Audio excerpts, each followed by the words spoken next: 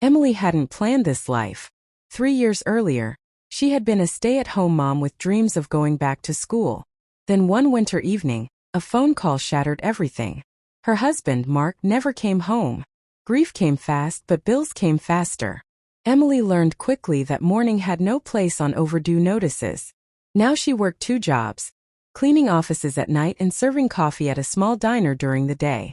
Sleep was a luxury she couldn't afford. Some days she felt invisible, moving through the world like a ghost in worn sneakers, counting coins at checkout while people behind her sighed impatiently. Noah never complained. That was the hardest part. He knew when to stay quiet. He knew when to pretend he wasn't hungry so his mom could say she'd already eaten.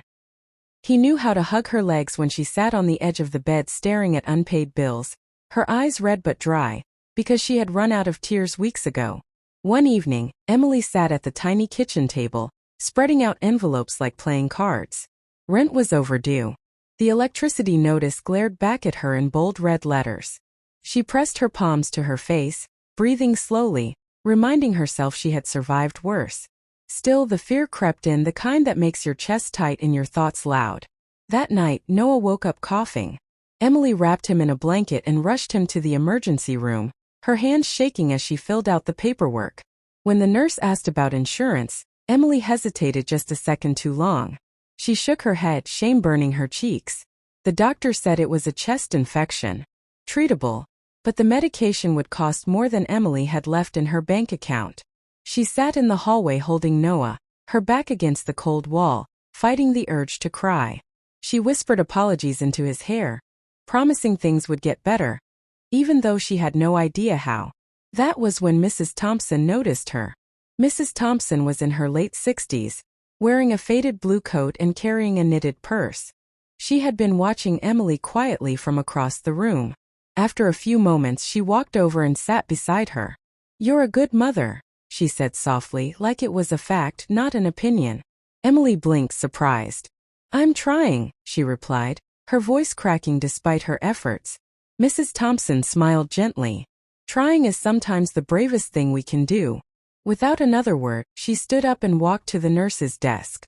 Emily didn't think much of it, until the nurse returned and said the medication had been taken care of. Emily's heart raced. "There must be a mistake," she said. The nurse smiled. "No mistake. Someone wanted to help." Emily looked around, but Mrs. Thompson was already gone. That small act of kindness didn't fix everything, but it changed something inside Emily. For the first time in a long while, she felt seen. Weeks passed. Life was still hard, but something unexpected happened. At the diner where Emily worked, a regular customer named Jason Miller began staying a little longer after his coffee.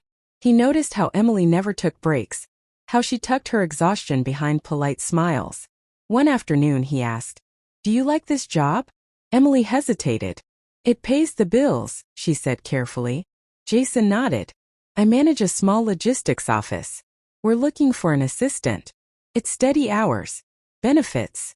Not glamorous but stable." Emily almost laughed, thinking he was joking. But he wasn't. The interview was simple. The job offer came 2 days later. Emily cried that night. Not from fear this time, but relief. With a stable income, Emily slowly rebuilt her life. She enrolled in night classes.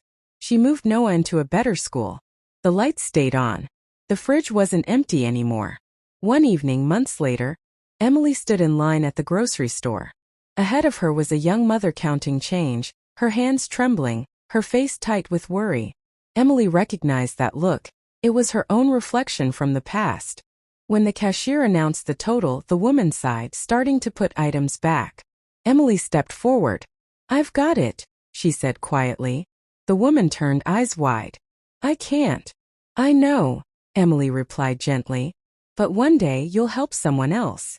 As they walked out, the woman whispered thank you through tears. Emily watched her go, feeling something warm settle in her chest. That night, Emily tucked Noah into bed. "Mom," he asked sleepily, "are we okay now?" Emily smiled, brushing his hair back. "Yes," she said. "We are." She turned off the light, standing in the doorway for a moment, thinking of Mrs. Thompson, of Jason, of all the small mercies that had carried her forward when she couldn't carry herself.